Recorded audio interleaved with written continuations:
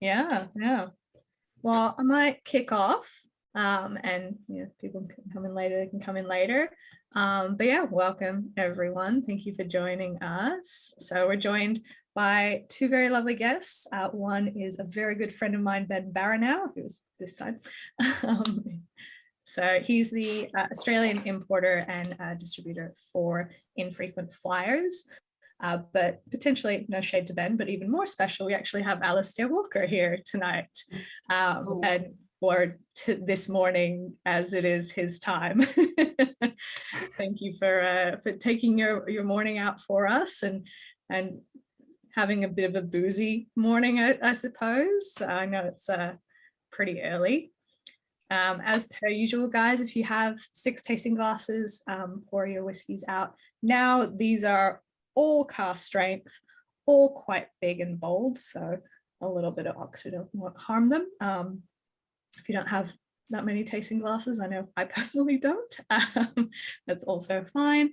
Pop your tasting notes, questions, anything at all in the chat, and I'll interrupt Alistair and Ben, and then we can chat about those questions. But I think that's just about everything. So let's crack into the Glenelgan, our first dram of the night.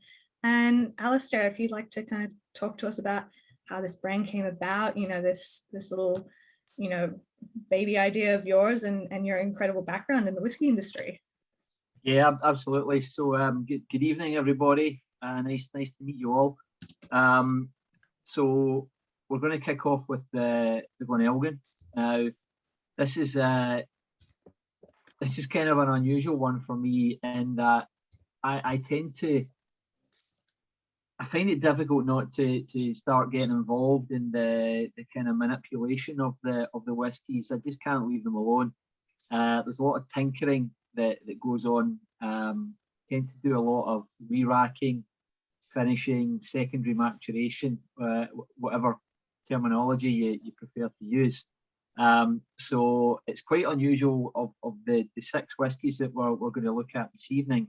It's quite unusual that 2 of them are unadulterated and are whiskies that I haven't done anything to. Normally we maybe have 1 out of 6 that falls into that category.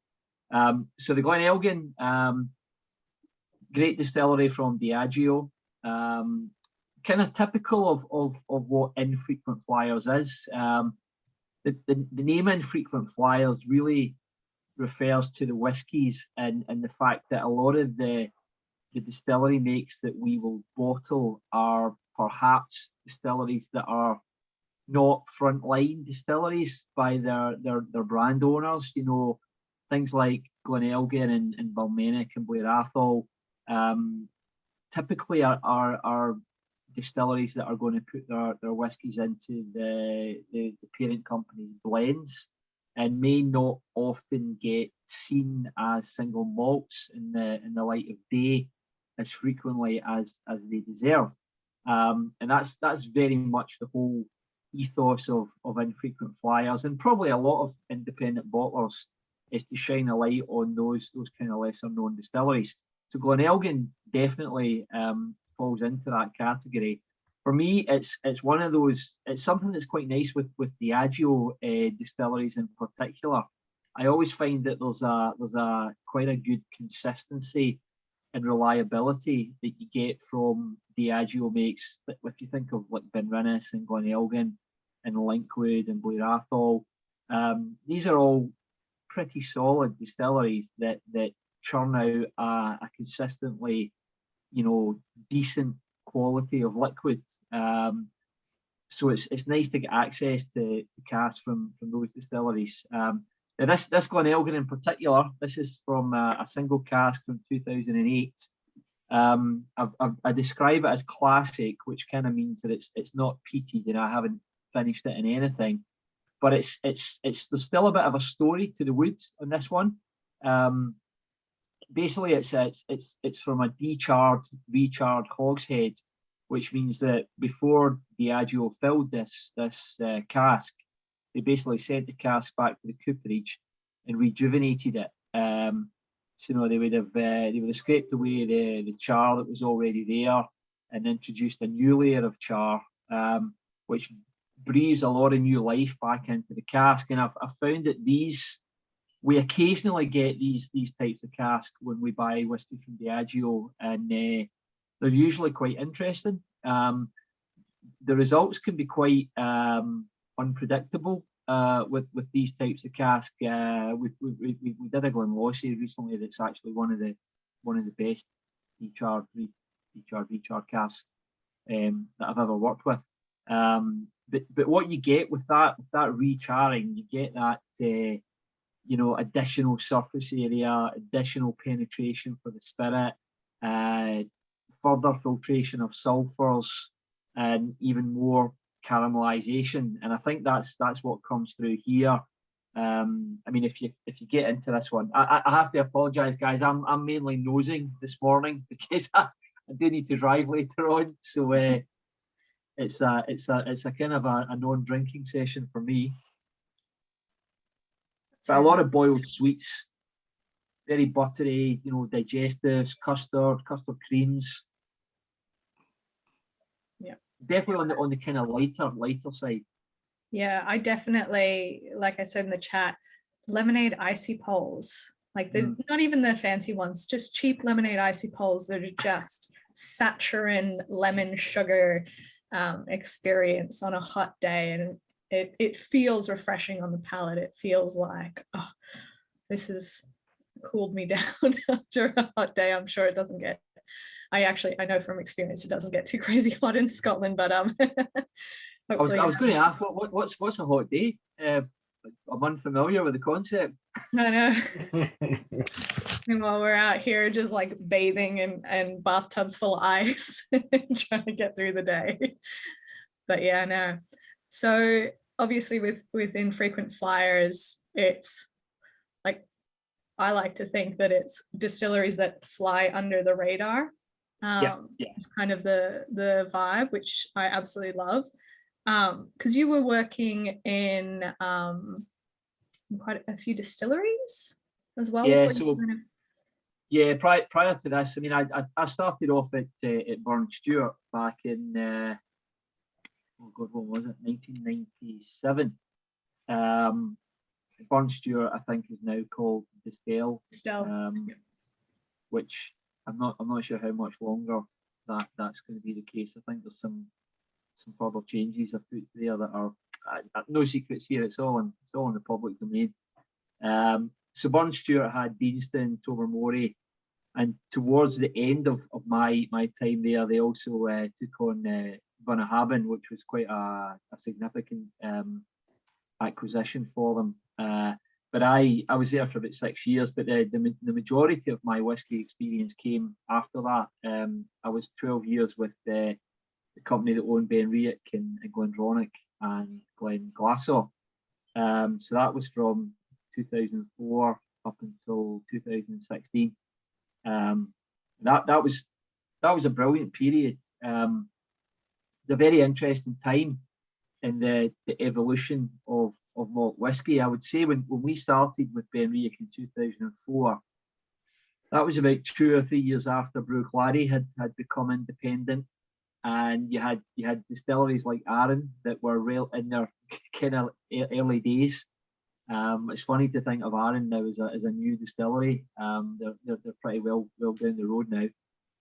But yet you had this bustling scene of small, independently owned distilleries, and add into that, Springbank and Glenfarclas and Edgedower, Tullybarton, and it was a brilliant period when the kind of category was being driven forward largely by these smaller independent distilleries that were not part of the big multinational ownership. And it was fantastic. I mean, we started at Benriach from nothing. It had never been a single malt that had been focused on by its previous owners, Chivas Brothers. It was purely there for blending. You would really struggle to find an official distillery bottling. So we had this blank canvas and we ran with that for 4 years.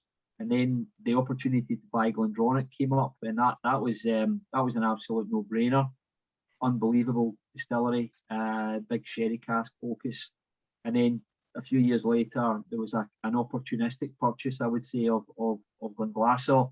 And I guess we probably never had enough time with that one, because in 2016, after quite a long period of negotiation, the business was sold to Brown-Forman, who I think you probably all know are the people behind Jack Daniels. But it was a great period. If I look at 2004 when we started with that to where whiskey was in 2016, it's hard to. I would never have imagined that the category would have moved on as quickly as it did during that 12-year period. So yeah, that's kind of my brief potted history up to 2016. Yeah, awesome. And then obviously independent bottling was kind of a natural progression of. Yeah, well, it's interesting that there was one other option. So you probably heard of a guy called Billy Walker, who happens to be my dad, and obviously he was the man behind the whole Benriach Glendronach project. And when he decided to sell up to Brown-Forman, I knew he was going to go and buy another distillery. I didn't know which distillery that was going to be, but I knew that he wasn't going to hang up his boots, so to speak. So lo and behold, Glenallachie appeared on the horizon, and I think most people assumed that I was probably just going to go and work with my dad again in Glenallachie, but to be honest, I'd had enough of him by that point. So, keeping family at a certain arm's length. No, listen, it would have been a very easy choice for me to do that, but who wants an easy life? I thought, let's get into independent bottling at a time when it's very hard to buy casks and whiskey's becoming ridiculously expensive. So yeah, that was another smart choice by me. He said, Well, I'm sure that probably definitely gives you an advantage in terms of bottling some of the best Glenallachie. No, that's it. It's the opposite. It's actually the opposite. I have. Like you can have the scraps. Well, here's the thing. I know I'm droning on a wee bit here, and we've got another whiskey to get to, but I should put this bit in. One of the things we did at Glendronach when we bought it in 2010, it was a relatively small production distillery, around about 1 million litres a year, and I don't think we were probably making maybe as much as that. So my dad said, look, we're not going to sell, we're not going to do fillings for anybody in the industry, and we're not going to sell any casks to third party independent bottlers, anything like that. So what's happened over the last 12 years is that Glendronach has pretty much, as an opportunity to buy casks on the market, Glendronach has pretty much disappeared. So it's very, very hard to find casks of Glendronach, much to my disdain. And the exact same thing has happened with Glenallachie. I think they bought the distillery maybe 2018, it's somewhere like that. And again, they brought down the production to a level that means that they only make as much as they need, and they're not doing fillings and they're not selling to third parties. So I kind of knew that my father didn't really want to put any casks out there. So I'm actually pretty confident that even though we obviously have a family connection, I am not going to get any special dispensation. Dang. I can vouch for that story, by the way. I had the pleasure of sitting in a bar in Glasgow with Alistair a couple of months ago, and after a few too many whiskies, I asked him the same question, and the story was exactly the same. So yeah, that's all right. You'll get it in your inheritance. I'm sure when he retires. Well, I might read out some of the fabulous tasting notes. Lemon myrtle, great call, Ian and Karen. Joshua, bush lemon, and a touch of caramel. Yeah, it's kind of, if anyone's had finger lime before, which is a bizarre citrus fruit, to look at. But yeah, very like finger lime, bush lemon vibes. Yeah, everyone's on the lemon profile. Leo reckons a drop of water brings out the lemon sherbet on the nose, buttery mouthfeel. I love that. Well, shall we move on to a distillery? I'm sure, raise your hands if you've had a Balmenach before. Well, Michael. Oh, excellent. I love it when, you know, there's that distillery that just absolutely people don't get the opportunity to see much. And Alistair, you're talking about that Glenlossie bottle. Glenlossie is one of my absolute favorites. It's such a pretty whiskey. And Balmenach is, I'm sure I'm pronouncing it totally wrong, but yeah, that's one of my favorites as well. Do you want to tell us a little bit about how you came across this barrel? Yeah. This is actually this is one of those parcels. So I set Infrequent Flyers up in 2018. And the funny thing is, you know, you start the company and you register it with Companies House in the UK, and you say, okay, I'm an independent bottler, and then you stop and say, whoa, I actually don't own a single cask of whiskey at this point. So you start on zero inventory, and you have to go out there and try and get access to some casks. And this Balmenach was from one of the first parcels that I purchased back in 2018. We actually get quite a few of these, and so it's a 2013. So when I bought it, it was, you know, 5 or 6 years old, or 4 or 5 years old, and it was one of those ones that it was definitely too young at that point to bottle. We've never actually bottled anything less than 8 years old, but you knew it had potential. The whole parcel. This is one cask from a parcel of maybe 8 or 10 casks, and they were all quite similar to this. So it's one of those ones where I had to sit on it and be patient. I knew I was going to bottle it at some point, but it was just a case of when is going to be the right time. And eventually we decided to put it out as an 8-year-old. Now that's not a hard and fast rule that I have, that it has to be 8 years old. And I'm sure there will come a time where there are some whiskies that you know, have spent their life from day one in particularly good wood that will justify bottling as a 4 or a 5 or a 6. But certainly 8 is the youngest that we've done to date. And again, this is a whiskey we haven't done anything with this. There's been no re-rack, no cask finishing. It's a first fill bourbon barrel, and this is a great example of bottling a cask that reflects the distillery style. What you might not get with a lot of my releases, because they spent a lot of time in a secondary cask. You might find that we deviate from the distillery character, which, you know, some people like, some people, it kind of annoys them. But we do have the occasional release like this Balmenach that is very much, okay, this is what this whiskey tastes like, in its unadulterated form.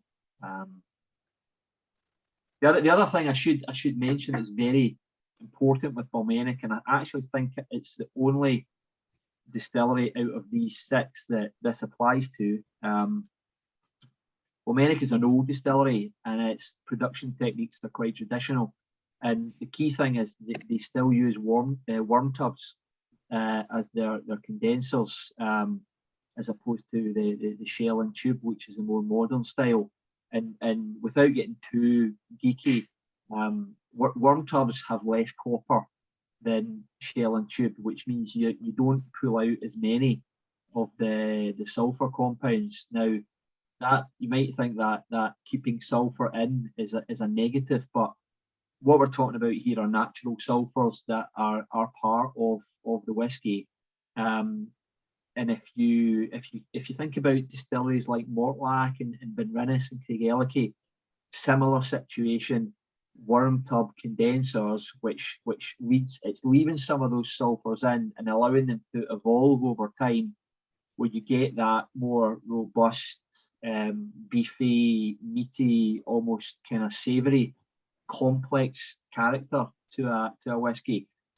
So for me, worm tubs are quite a positive with regard to distilleries. And you see, I think Arnaho, the new one in Islay, from the Hunter Lang boys, they made a point of actually putting worm tubs in, which is not that common for a new distillery. So that's a big thing with Balmenach. It's probably one of the key differentiators in terms of the production style.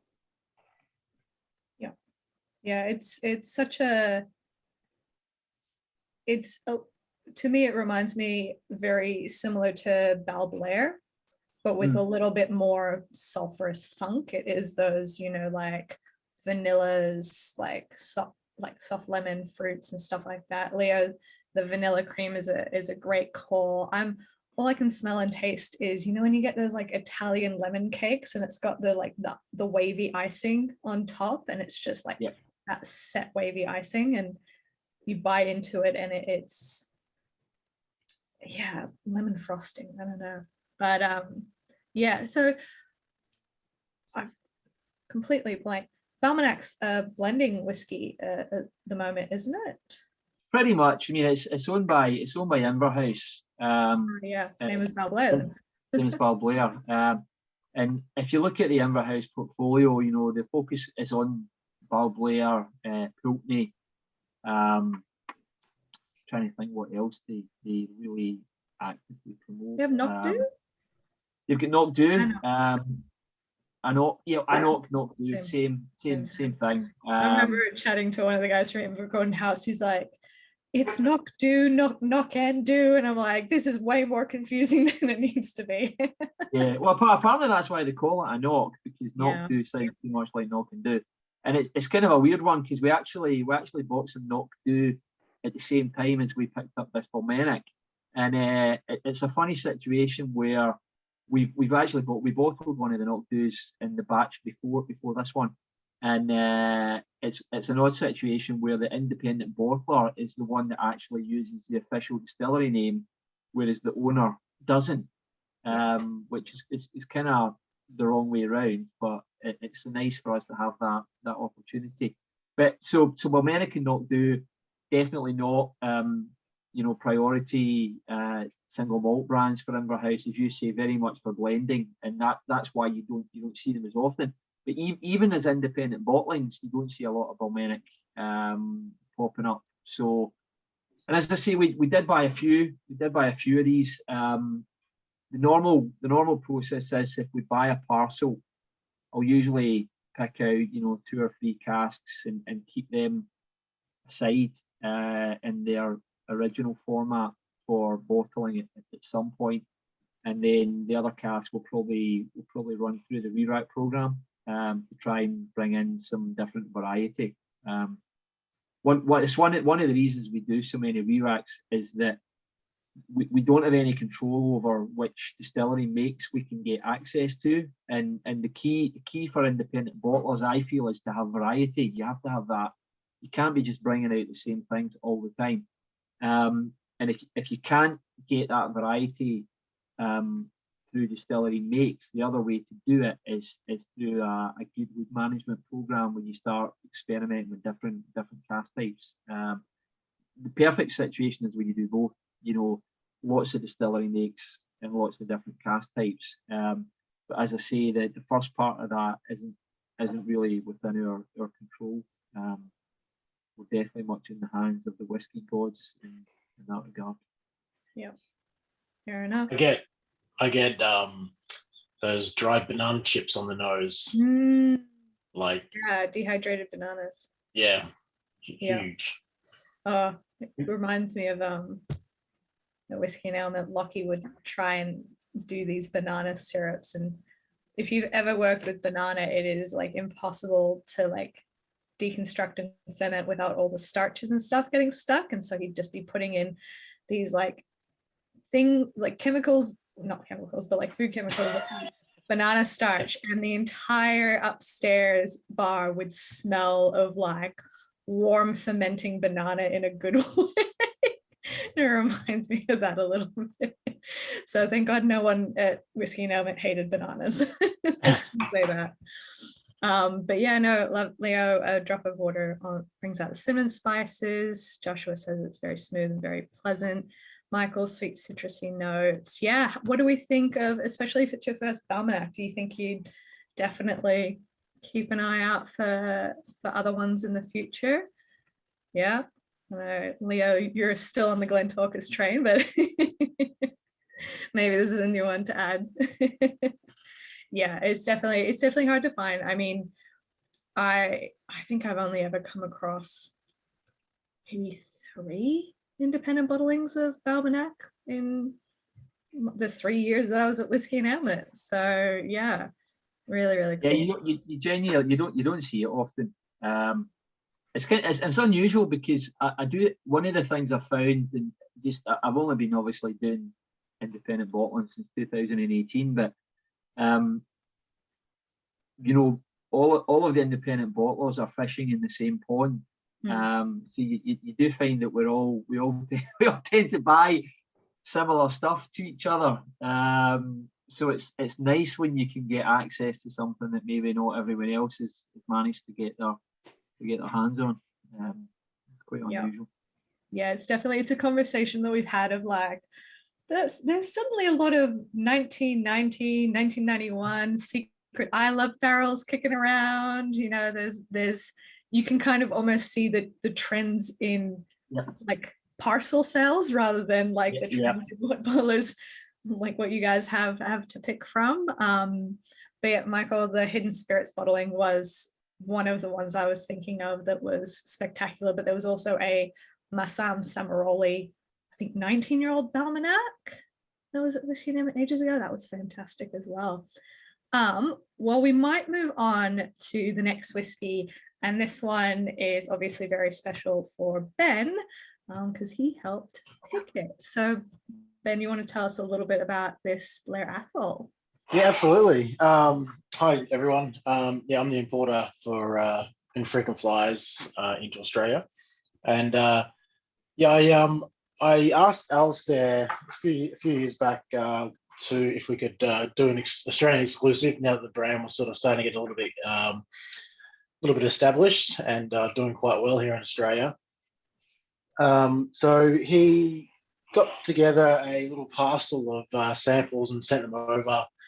And being all the way over here in Australia, plus our amazing customs system, that everything got stopped, and had to pay duties on everything for 100 ml samples. And by the time we got them here, and there was some pretty awesome things in there. I kept getting emails from Alistair saying, "Sorry, this one's gone, and this one's gone." And we were left with, I think, 1 or 2 samples because other markets had snapped them up. And I sort of went through everything anyway and decided on the Blair Athol for a number of reasons, which we'll go into a little bit shortly. And I got the very disappointing email back saying, unfortunately, another market snapped that up as well. So anyway, I sort of thought, well, that's the end of that. We'll put it to rest for a little while. We'll come back to revisit it. Only a couple of weeks later, he had sent me back another email and said, the other market has decided not to go with the Blair Athol, so if you'd like it, it's available. So yeah, we snapped that up pretty quickly. And it was a fun process because I got to choose all the wording on the label, got to choose the color of the label. I'm not sure if anyone's familiar with the labels of the Infrequent Flyers, but they're almost the same, but the background color changes.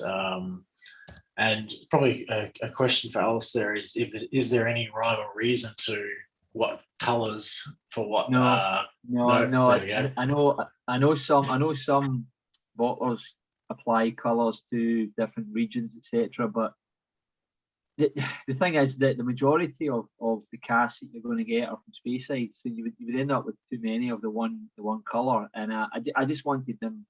I just wanted some nice colours on the shelf. It's simple as that. So we just run through a sequence for the regular bottlings. They're sequential, but when it comes to a customer exclusive like yours, you guys can pick the colour.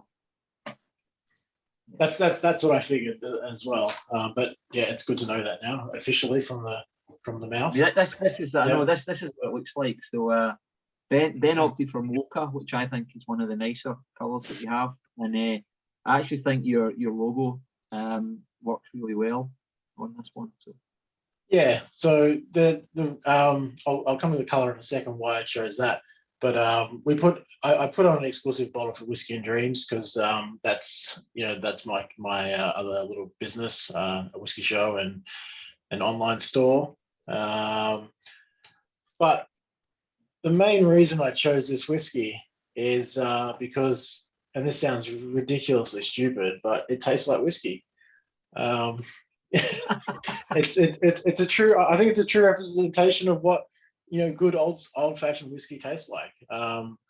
It's not masked by it, and this is not having a go at any whiskey that's aged in any other type of barrel, fortified wine or anything. I really love bourbon cask whiskey that just really accentuates the distillery characters. And that's why I really enjoyed this whiskey in particular. We did a little, I got a couple of bottles sent over by DHL, the finished product. We did a little tasting session at the Alistair Whisky Bar with some close friends and industry people, just to get some tasting notes, official tasting notes for the bottling. And it was quite interesting because everybody pretty much came up with the same things, and the main characteristics that stood out was tropical fruit, a real cereal and malt driven flavors, and this really creamy aspect to it as well. But yeah, that's essentially why I chose this whiskey. So it'd be interesting to see what everyone else thinks about it. Why did you choose this whiskey, Alistair, as well to bottle? And yeah. To be honest, Ben, one of the wood types we worked with a lot at Benriach was virgin oak. It was when we had our core range at Benriach, the 12, the 16, the 20, there was usually various combinations of ex-bourbon barrels, virgin oak and sherry wood that went into each of those in different percentages. But virgin oak was like a common theme throughout, but not too much, because it's quite powerful. The vanilla and the butterscotch and the honeycomb can really be quite strong. So we only ever put in maybe 10 or 15% into the batting. But it was a wood type that I became very fond of during my time at Benriach, and it's something that I do a lot with on re-racks. And it's nice as well because it's not a huge cask size. It's 200 litres. So you get some nice kind of quick interaction between the liquid and the wood. And if you're going to do a bottling, it's not an overwhelming quantity. Yes, I just think it's great wood. It works brilliantly with all whiskies. So yeah, but it's a personal preference. Yep. Yeah. I've tried. I think I've tried a couple of your virgin oaks through Infrequent Flyers, and they've all been quite impressive. Yeah, it's a very reliable wood type, I find. You kind of know what you're going to get from it, and it can work relatively quickly. Which in the kind of earlier day, I know I'm only 4 years into this, but in year 1 and 2, we were very reliant at the start upon bottling casks as they were. It took time for the re-rack program to start, and then obviously you have to wait a period of time before you're actually starting to see the impact. But I was quite keen to start introducing some finishes to the range, and Virgin Oak certainly gave us an opportunity to do that more quickly than some other types of wood.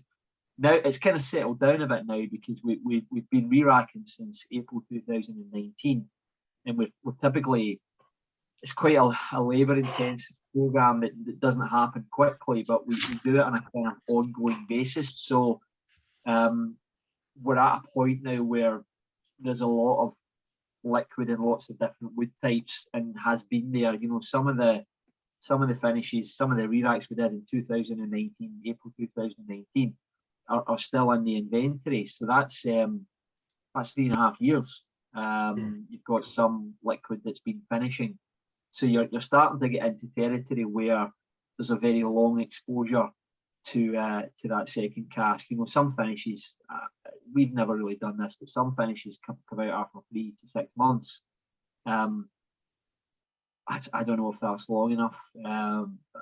Personally, think if you're a lot of these casks that you buy to do a secondary maturation can be quite expensive. The sherry casks, you know, they're not far off £1,000 for a puncheon or a butt. And to me, if being a typical Scotsman, if you're going to spend that amount of money, you want to get your liquid in there for a decent length of time. Absolutely. And of course, we use those casks as well. So yeah, but yeah, Virgin Oak, as I say, really nice type of wood to work with. Yeah, amazing. Love the notes. Like tropical fruits, malted barley, dubbin, which is leather polishing wax. Love that. Pineapple chunks, the candy. Yeah, I got a lot of toffee apple, like American toffee apple with Granny Smith at the center. Yeah, loving the malted grains that come through the finish. 3 drops of water has opened it up really lovely. And I don't know if my screen sharing was working before. I'm bad with technology, but I love that you've got the little Whiskey and Dreams logo on the label as well. That makes me very happy. But yeah, I mean, well done, Ben. Like, good thing that other markets were missing out, so we could snaffle up some tasty Blair Athol. I know that it's probably a favorite of a lot of the guys here tonight. So it was certainly a journey. Yeah, it was a roller coaster of emotions. So the other thing I did want to mention in this cask, I was checking back on the history. So we bought this cask. I took a note of this so I don't forget. Where is it? Blair Athol. So this cask was purchased in October 2018, and we sat on it for a year.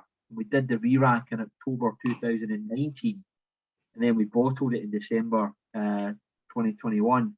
So that's the kind of history, you know, a year sort of sitting in I think probably a refill hogshead, doing nothing but just maturing, and then another 25 months in Virgin Oak before we bottled it.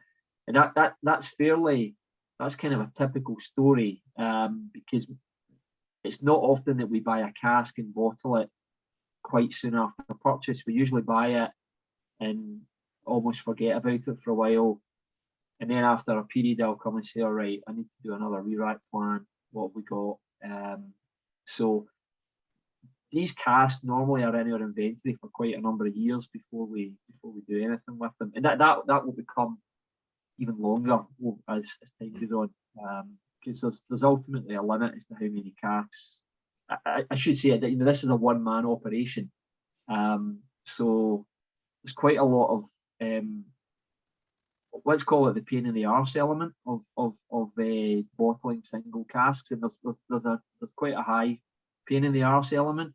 So there's a lot of work in each cask in terms of getting regauges and samples and, you know, labels, and even just trying to get bottlings done is very challenging at the moment. So there's a limit. There's a limit to how many casks I can physically bottle in a year. Yeah, so we'll never run away like a freight train, you know. Yeah, fair enough. Well, let's move on to another exciting cask type. I absolutely love Sauternes wine. I love Sauternes casks, and I love Deanston as well. That's another I mean, we were talking about, Distill before. Deanston definitely flies under the radar compared to the other two distilleries in their portfolio. And I mean, we had Julianne Fernandez on with a virtual tasting earlier this year, and it's her favorite out of the three. I was like, but yeah, it's the little hidden gem amongst the three. So yeah, tell us about this. I always think Deanston. So I obviously worked at Burn Stewart for about 6.5 years. And Deanston was probably the distillery I visited most, purely because it was very close to the office. No relation to, no, the cafe was still there. No, at that time, honestly, I mean, it's fantastic now. They've got a brilliant cafe, lovely coffees you can get there, great selection of cakes, etc. Lovely shop. When we had it, you couldn't. I mean, it was a no-go. You as a customer, or just a punter. The distillery wasn't open to the public, and the distillery manager was quite adamant that was going to continue to be the case. So you tend to find that distillery managers, as a rule, don't like people wandering about their distillery, even though there can be tremendous commercial benefits to having a nice shop and visitor centre. So Deanston was one of these distilleries that had a very low profile. As you say, it flew under the radar. It didn't have that public exposure. I think it's always been an underrated whiskey. I don't think it ever really gets the credit it deserves. I can understand why Julianne probably likes it, because as a blender, it's probably a brilliant whiskey to work with. And I've always enjoyed it. I think, especially if you can put it into some nice wood types, it does really benefit the whiskey. Sauternes, another kind of Benriach throwback, something that we did very early with our finish program at Benriach, was bring in a Sauternes as a kind of core range product. I remember at the time, I think it's something that Glenmorangie had become quite known for their Sauternes finish, but there weren't many on the market. I think it's great. You get these brilliant raisins and apricot notes that come through on a Sauternes. They can be a little bit unpredictable. Sometimes you bring a sample in and you think, is that even been anywhere near a Sauternes cask? But this one was a particularly rich and kind of lush outcome that we got in the Deanston. But it was kind of a weird kind of nose on it, I have to say. Slightly hard to. Poached pears. When you get those poached pears in like a lovely sweet red wine, it reminds me a lot of that on the nose. But then you go for the palate and it's much more cake spices. Yeah, it's funny on the first pass. This one, I think it needs a wee bit of air and a wee bit of a good swirl about to try and get the air in amongst it, and then it starts to kind of reveal its true personality. I mean, Leah's saying they're lush. Totally, that's exactly what I get. This is getting into liqueur territory. Super sweet, thick, rich, viscous. I'm trying to just check the finish time on this. This was again, just over 2 years. We had this one in Sauternes. Yeah, wow. So that's kind of a more, you tend to go for maybe years of finish rather than the Winston Churchill approach of looking at it from across a room. Yeah, no, I mean with some of the PX casks we've maybe done on a shorter, I'd say that the minimum would be about a year. As I said, I try and give them a bit of time. We're not in a huge rush, but with a PX cherry cask, you can get away with a shorter period. They tend to work really quickly, but again, I would always go with a year minimum anyway, just to try and get some decent value out of the wood. Yeah, I know some bottlers or distillers will go for shorter time frames. I suppose it's down to personal personal choice on that one.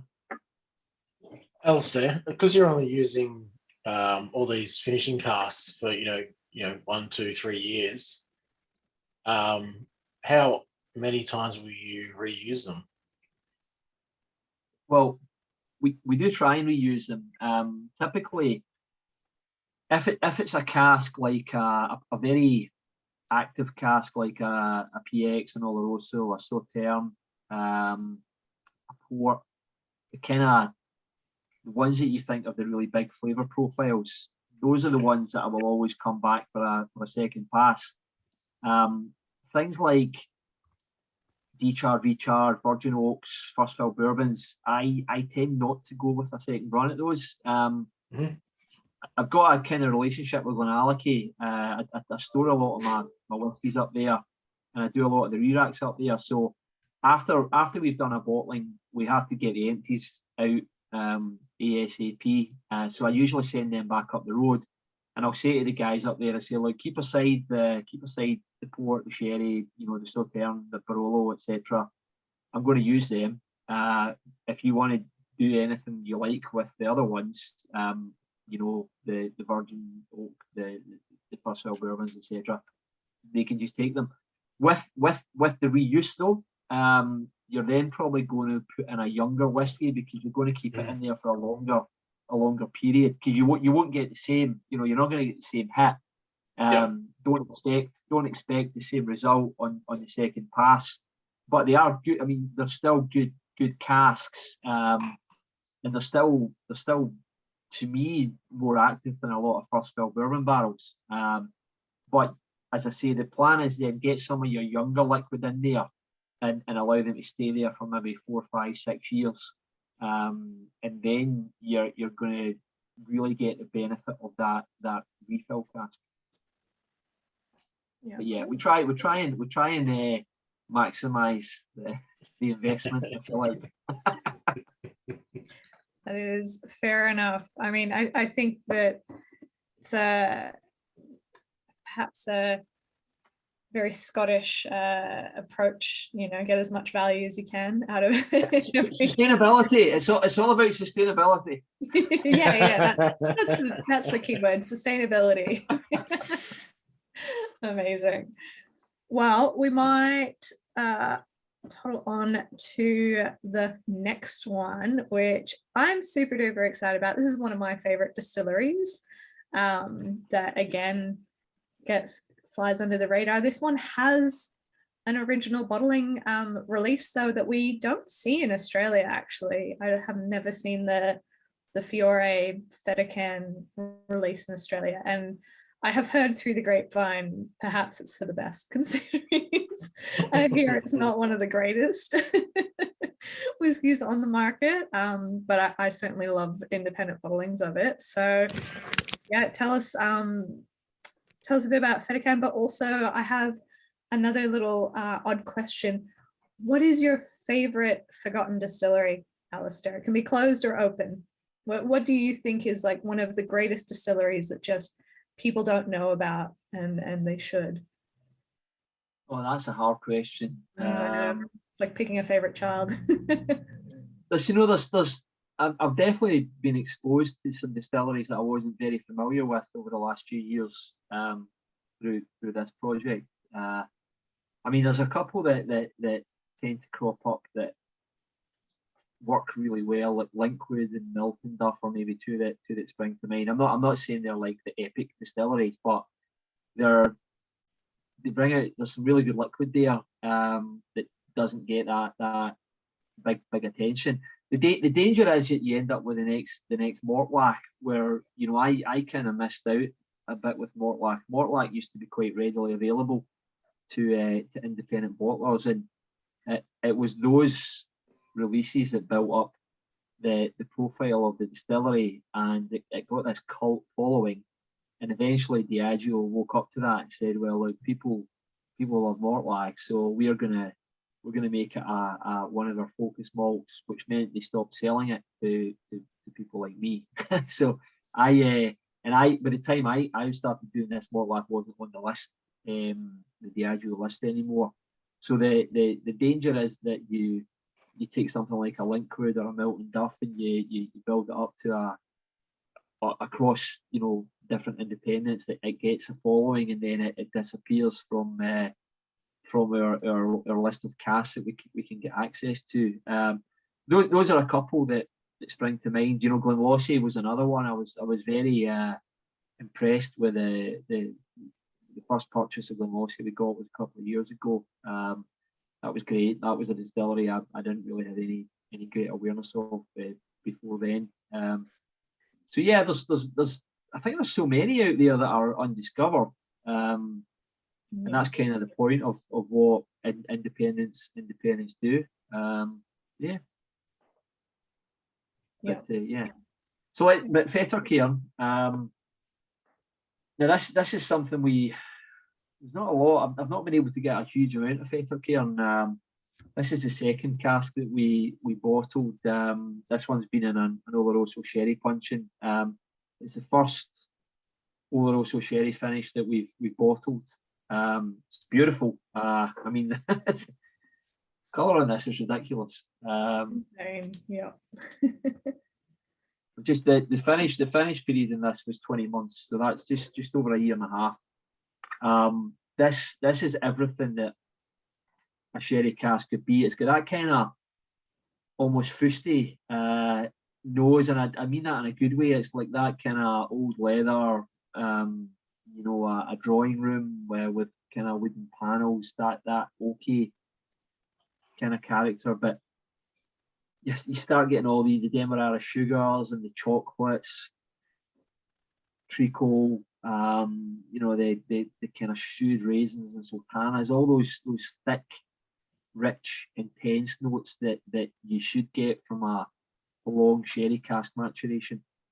Yeah, I'm almost getting raspberry jube lollies, that, like, you know, like really rich jelly viscous kind of thing. And then yeah, the palate was like OXO beef stock cubes for like a split second, and then it kind of softened into like fresh leather, and so good. I find that Fettercairn with age gets more funky and takes on a lot more of those like leathery qualities, but when it's young it's super bright. So I love that it's like it's still fresh, but it's I think I'll steal a word from Leo earlier, moreish.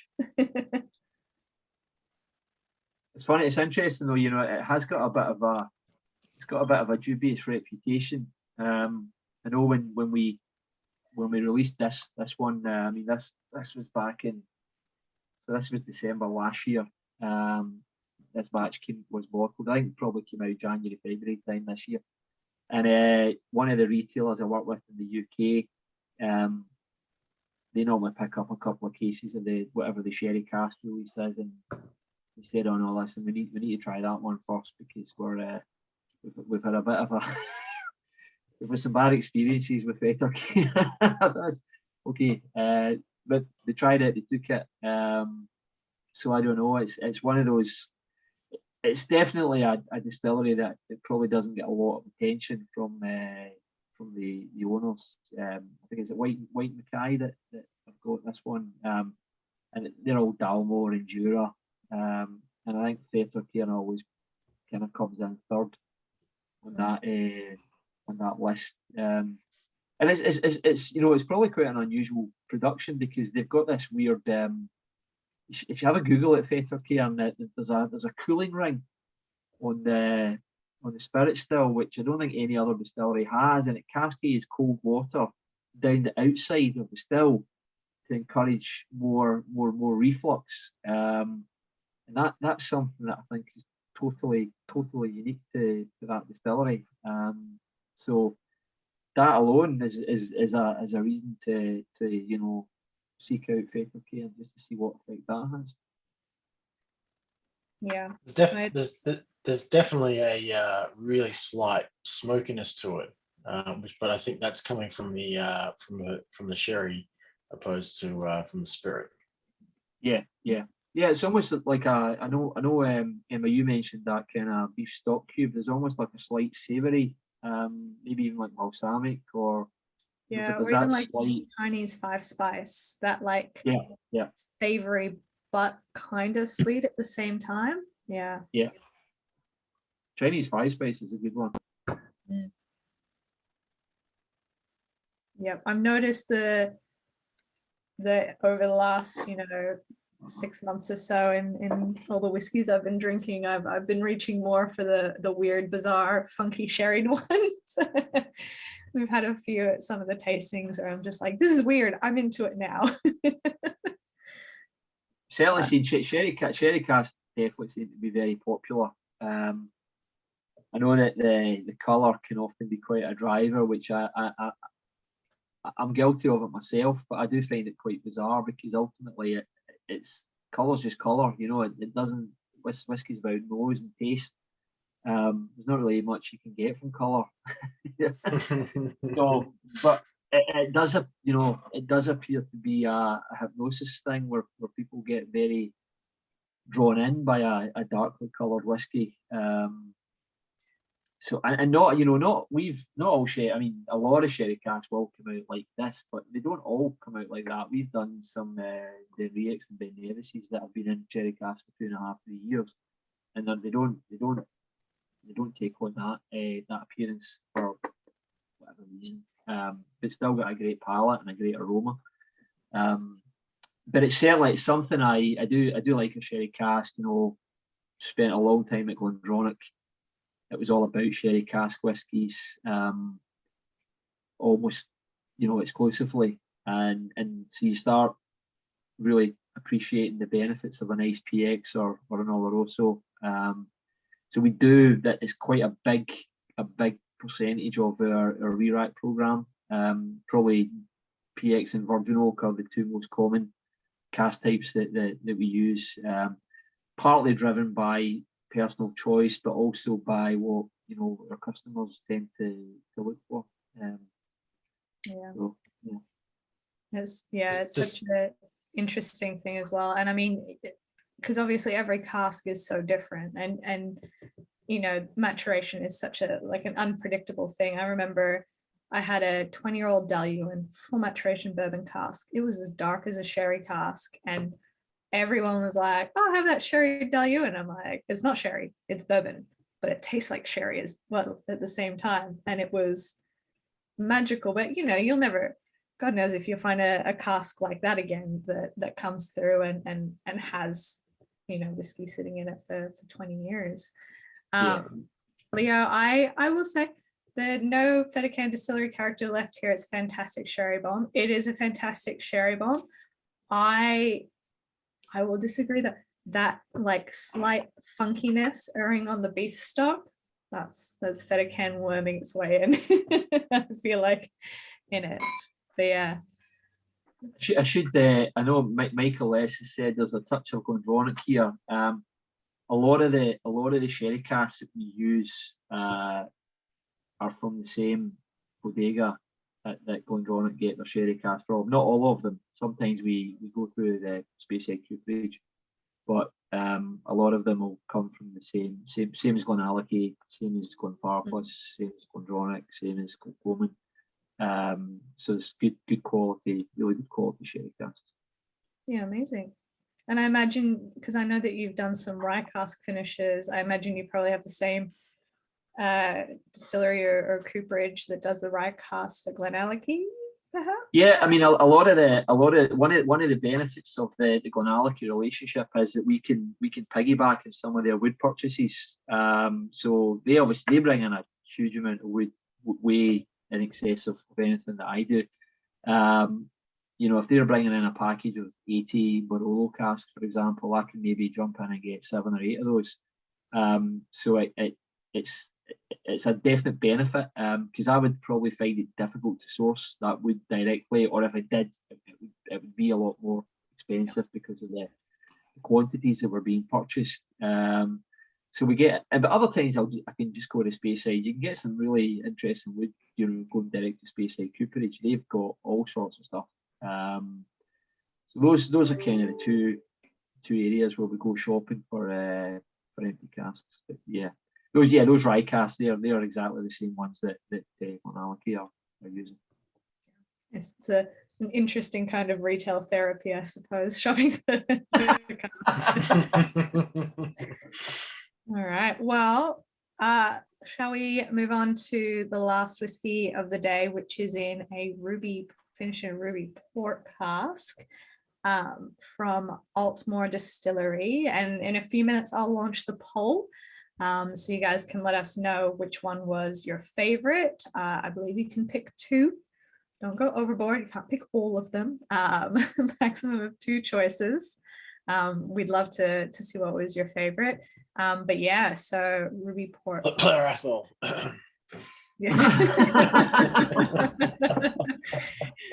Ben will have Like to. Yeah, so the Altmore, this is a 2010 Altmore, 11 years old. Quite a high strength in this one, 59.4. I should say everything we do is cask strength. 59.4. This one, Ruby Port Hogshead, again, just over 2 years on the finish.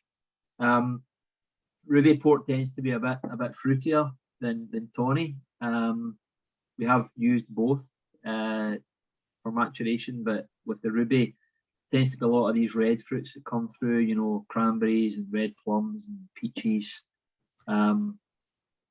Really fruity nose, slight kind of winey notes at the back there too. It's very Thanksgiving turkey cranberry sauce. Yeah, I find the cranberries quite prominent.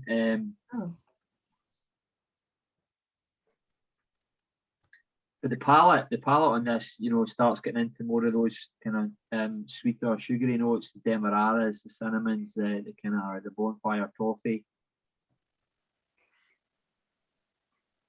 I wish I was drinking. I mean, next time we have you on for a virtual tasting, you got to line up your day. So you're like, I'm not going anywhere. I'm not doing anything. I have no responsibilities. Yeah. But yeah, so tell us, so Altmore is one. You bottled a few Altmores, I think, if I recall. Yeah, it's certainly not the first one. You know, Altmore is one of those. Altmore is owned by Dewars or Bacardi, I suppose is the bigger company. And they have started to give it a bit more focus. You know, they a few years ago they brought out this range called the Last Great Malts of Scotland, which I thought was a wee bit egomaniacal to state that, but nonetheless they were doing a nice kind of project to bring some of their lesser known distilleries into the front line. So they had Altmore in there. I think Brackla was there, Craig Ellicky, couple of others. I'm not sure that it's entirely worked. They certainly made an effort with it, and it's not a completely unknown whiskey. I quite like it as a distillery. I think it works really well. It's something we've managed to get a decent quantity of stock of over the last, you know, periodically. So you'll definitely see more Altmore coming with Infrequent Flyers, different cask types, etc. But yeah, nice whiskey to work with. Yeah, because I believe Bacardi bought quite a few distilleries from Diageo, and I think Altmore makes up the Dewars blend, if I'm not mistaken. Yeah. I mean, probably most of them will go into Dewars at some point. You know, Dewars is huge in the States. One of the top ones. Yeah, massive. And that's where their focus is really.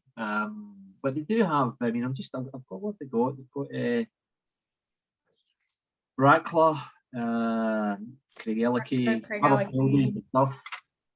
Yeah, so I remember chatting to the Bacardi guys after they purchased and whatnot, and the rep for Bacardi in Australia was like, pretty much apparently their negotiations in Scotland went down. This deal is off if you don't give us Altmore. They were like, we want Altmore. We have to have this distillery, which is hilarious because now they've done almost nothing with it. Like it's like oh yeah, you get the foggy moss, but you know, it's such an amazing spirit and such a backbone for dewars and for, you know, for whiskey. But I remember them specifically being like, you give us alt more or this deal is alt. And I'm like, okay. Yeah, yeah, that's weird. I don't know why. I wonder why they were so intent on Altmore. Yeah. Who I knows? mean, it's great. I mean, it's probably one of Lockie at Whiskey and Helmet's favorite distilleries. I know he loves it, but yeah, it's definitely, Josh says there's a bit of smoke on the follow through. Yeah, I think it's that funkiness, that cask char coming through.